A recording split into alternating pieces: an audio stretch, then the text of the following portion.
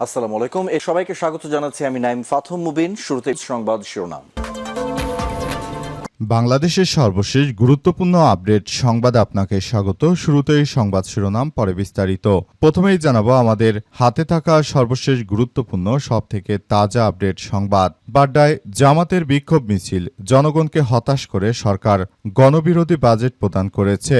জাতীয় সংসদে 2026-27 অর্থ বছরের জন্য ঘোষিত বাজেটকে গণবিরোধী এবং শোষণের হাতিয়ার বলে উল্লেখ করেছে বাংলাদেশ জামাত ইসলাম ঢাকা মহানগর উত্তরের সহকারী সেক্রেটারি নাজিম উদ্দিন মোল্লা। তিনি জানিয়েছেন যে উত্তর বাড্ডার ওভারব্রিজের নিচে বাংলাদেশ জামাত ইসলাম ঢাকা মহানগর উত্তর আয়োজিত সরকার ঘোষিত বাজেট প্রত্যাখ্যান করে এক তাৎক্ষণিক প্রতিক্রিয়ায় বিক্ষোভপূর্ব সমাবেশে তিনি বক্তৃতায় এসব কথা জানান।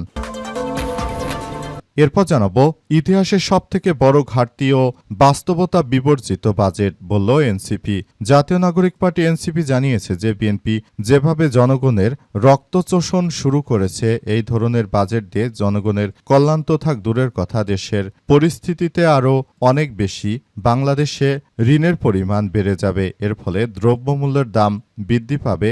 সরকার যে বাজেট করেছে চানাচুরের মতো, খেলে পেট ভরবে কিন্তু কোনো পুষ্টিগুণ নেই।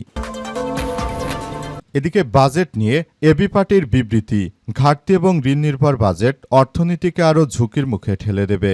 বর্তমান বিএনপি সরকার যে ধরনের ভয়াবহ এক বাজেট ঘোষণা করেছে, এই বাজেট কখনো দেশের মানুষের কোনো কল্যাণে কাজ তো করবেই না, বরং এই বাজেট দেশের জনগণের উপর আরও মরার উপর খড়ার ঘা হিসেবে আবির্ভূত হবে। তিনি জানিয়েছেন যে এই বাজেট কখনোই এদেশের জনগণের কল্যাণে কোনো কাজে আসবে না। ঋণ নির্ভর এ বাজেট জনগণের গলার কাটা হিসেবে দাঁড়িয়েছে।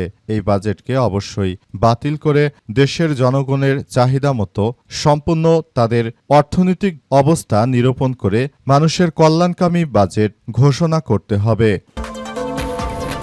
জানাবো ছিনতাইকারী ধরতে গিয়ে ছুরিকাঘাতে আহত 2 পুলিশ সদস্য আটক 2। রাজধানী শেরেবাংলা নগরে জিয়া উদ্যান এলাকায় ছিনতাইকারীদের ছুরিকাঘাতে 2 পুলিশ সদস্য গুরুতর আহত হয়েছে।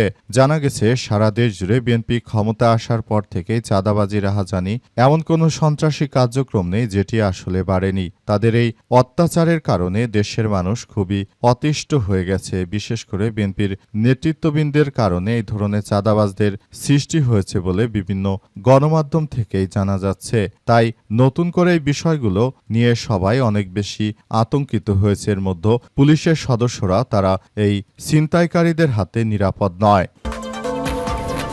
এবং সর্বশেষ জানাবো 8 দিন হাসপাতালের লাইসেন্স বাতিল করা কোনোভাবেই সমুচিত হয়নি বলে মন্তব্য করেছেন বাংলাদেশ জামাত ইসলামের আমির ডাক্তার শফিকুর রহমান। বাংলাদেশ জামাত ইসলামের আমির ডাক্তার শফিকুর রহমান জানিয়েছেন যে বাংলাদেশে যে ধরনের কার্যক্রম চলছে তাতে আমরা বলতে পারি যে বর্তমান বাংলাদেশে আসলে 8 দিন হাসপাতাল নিয়ে তারা রাজনৈতিকভাবে জামাত ইসলামকে ঘায়েল করার চেষ্টা করছে।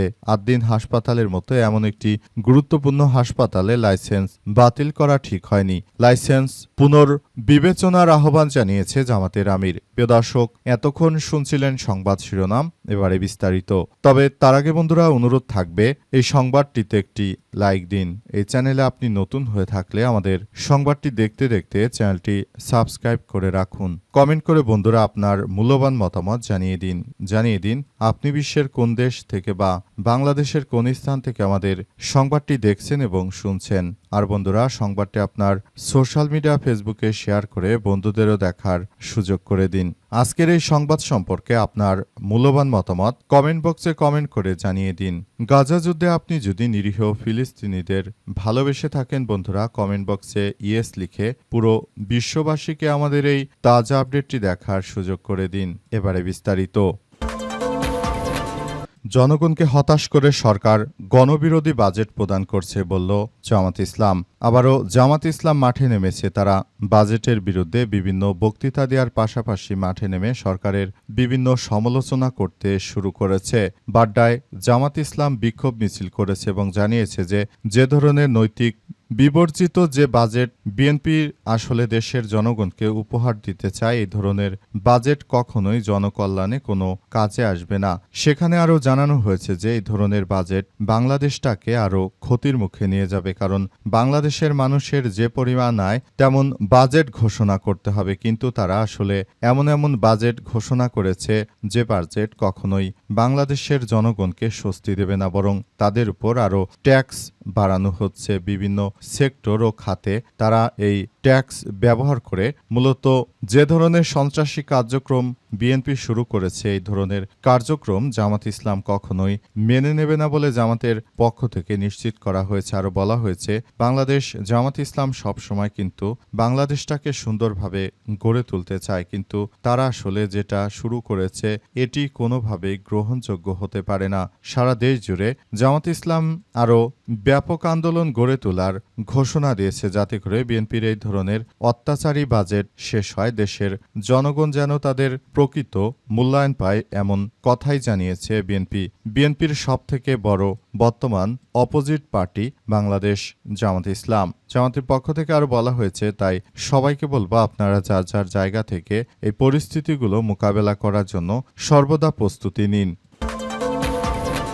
ইতিহাসের সবচেয়ে বড় ঘাটতি ও বাস্তবতা বিবর্জিত বাজেট বলল এনসিপি। জাতীয় সংসদে পেশ করা 2026-27 অর্থবছরের প্রস্তাবিত বাজেটকে অত্যন্ত উচ্চাভিলাষী ও বাস্তবতা বিবর্জিত বলে মন্তব্য করেছেন জাতীয় নাগরিক পার্টি এনসিপির ছায়া বাজেট কমিটির প্রধান ডক্টর আতিক মুজাহিদ এমপি। আজ এক বিবৃতিতে তিনি এই মন্তব্য করেছেন। এনসিপি ছায়া বাজেট কমিটির প্রধান ডক্টর আতিক মুজাহিদ এসব কথা জানিয়েছেন। তিনি বলেন, বিএনপি আসলে দেশের মানুষকে যে ধরনের বিপর্যয়ের মুখে ঠেলে দিচ্ছে সেটি গ্রহণযোগ্য নয়। দেশের জনগণ এখনো প্রান্তিক, তারা এত বিপুল পরিমাণ রাজস্ব জনগণের ঘাড়ের উপরে তারা চাপিয়ে দিচ্ছে। দেশের প্রতিটি সেক্টরে বিএনপি নতুন করে যে ধরনের রাজস্ব চাপিয়ে দিচ্ছে সেটি বাংলাদেশের জনগণকে আরও ভাবাবে বলে মন্তব্য করেছেন তিনি আরও জানান, আমি সবাইকে বলতে চাই, আপনারা যার যার জায়গা থেকে এখনই বিএনপির এই ধরনের অবাস্তব বাজেটের বিষয়ে প্রতিরোধ গড়ে তুলুন। যদি এভাবে আপনাদের ঘাড়ে করের বোঝা চাপিয়ে দেয়, তাহলে ভবিষ্যতে বাংলাদেশের সবাই কিন্তু আবারও ভয়াবহ চরম বিপর্যয়ের মুখে পড়ে যাবে। আর তাদের এই বাজেট হচ্ছে তাদের নেতাকর্মীদেরকে লালন পালন করার জন্য জনগণের ঘাড়ে অতিরিক্ত ট্যাক্স তারা চাপিয়ে দিচ্ছে। এটি দেশের জনগণ কখনোই মেনে নেবে না বলে জানান তিনি। তাই সবাইকে সব বিষয় নিয়ে খুবই গুরুত্ব সহকারে কার্যক্রম চালানোর ব্যাপারে উৎসাহিত করেছেন তিনি আরও জানান, আমি সবাইকে বলতে চাই, আপনারা যার যার জায়গা থেকে এই পরিস্থিতিগুলো সুন্দরভাবে গড়ে তোলার মধ্য দিয়ে আসলে সবাই খুব গুরুত্ব সহকারে এগিয়ে যেতে হবে এবং বিএনপির এই ধরনের কার্যক্রমগুলোকে প্রতিহত করার মধ্য দিয়ে আমাদের সবাইকে সুন্দরভাবে পরিবেশ গড়ে তুলতে হবে বলে এমন তথ্যই তিনি উল্লেখ করেছেন। বিএনপির এই বাজেট বাংলাদেশের মানুষের মরার উপর খড়ার ঘা বলল এবি পার্টি। আমার Bangladesh party AB party budget নিয়ে বিবৃতি দিয়েছে। তারা জানিয়েছে যে বাংলাদেশে যে ধরনের বাজেট ঘোষণা করা হয়েছে এই বাজেট আসলে কোনোভাবেই গ্রহণযোগ্য নয়, এটি প্রতিহত করতে হবে। এই ধরনের বাজেট বাংলাদেশের জনগণের জন্য খুবই কষ্টকর এক বাজেট হিসেবে তারা এই বাজেটকে সামনে নিয়ে এসেছে। অর্থাৎ এই বাজেটে বাংলাদেশের প্রতিটি মানুষকে করের আওতায় নিয়ে আসা হচ্ছে। আপনি বছরে কি আয় করলেন না করলেন সেটি বিষয় নয়, আপনাকে অতিরিক্ত কর দিতে হবে, যেটা বাংলাদেশের মানুষ কখনোই অভ্যস্ত ছিল না। এই ধরনের কার্যক্রম আসলে মেনে নেওয়া যায় না বলে উল্লেখ করেছে এবি পার্টি।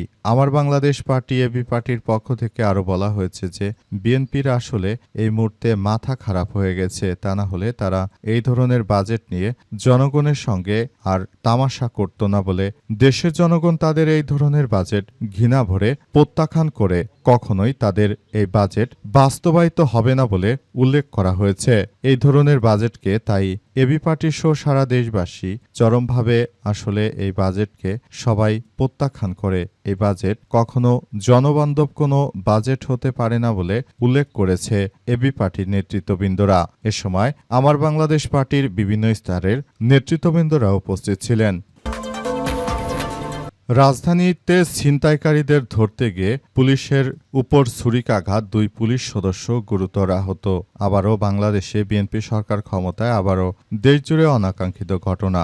এই ছিনতাইকারীদের কারণে বাংলাদেশের মানুষ অনেক বেশি অতিষ্ঠ হয়ে পড়েছে। বিএনপি যখনই ক্ষমতা আসে দেশজুড়ে ছিনতাই, রাহাজানি, চাঁদাবাজি এমন কোনো সন্ত্রাসী কার্যক্রম নেই যেগুলো আসলে না বাড়ে। সুতরাং বিএনপির এই কার্যক্রমগুলো আসলে সবার জন্য অনেক বড় ধরনের সমস্যার সৃষ্টি করছে। বিশেষ করে বিএনপির কিছু নেতৃত্ববৃন্দ রয়েছে, তারাই মূলত এই ধরনের চাঁদাবাজ তৈরি করে থাকে।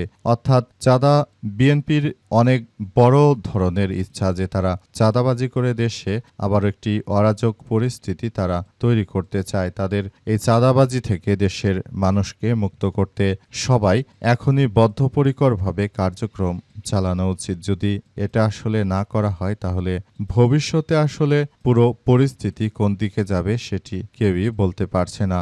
সবাই আসলে যার যার জায়গা থেকে বিএনপির এই সন্ত্রাসী কার্যক্রমগুলোকে প্রতিহত করার চেষ্টা চালিয়ে যাচ্ছে। মূলত বিএনপি আসলে যে ধরনের কার্যক্রমগুলো চালাচ্ছে সেটি দেশের জনগণের জন্য খুবই ভয়াবহ এক বিপজ্জনক অধ্যায় হিসেবে আবির্ভূত হচ্ছে। তাই বিএনপির এই সন্ত্রাসী কার্যক্রম থেকে এখনই দেশের জনগণ মনে করে তাদেরকে বেরিয়ে আসতে হবে। তারা যদি দেশের মানুষের জন্য এতটুকু করতে না পারে, সেটি দেশের জনগণই তাদের বিরুদ্ধে আসলে কার্যক্রম চালাবে এবং আগামীতে তাদের বিরুদ্ধে সবাই মাঠে নামতে বাধ্য হবে।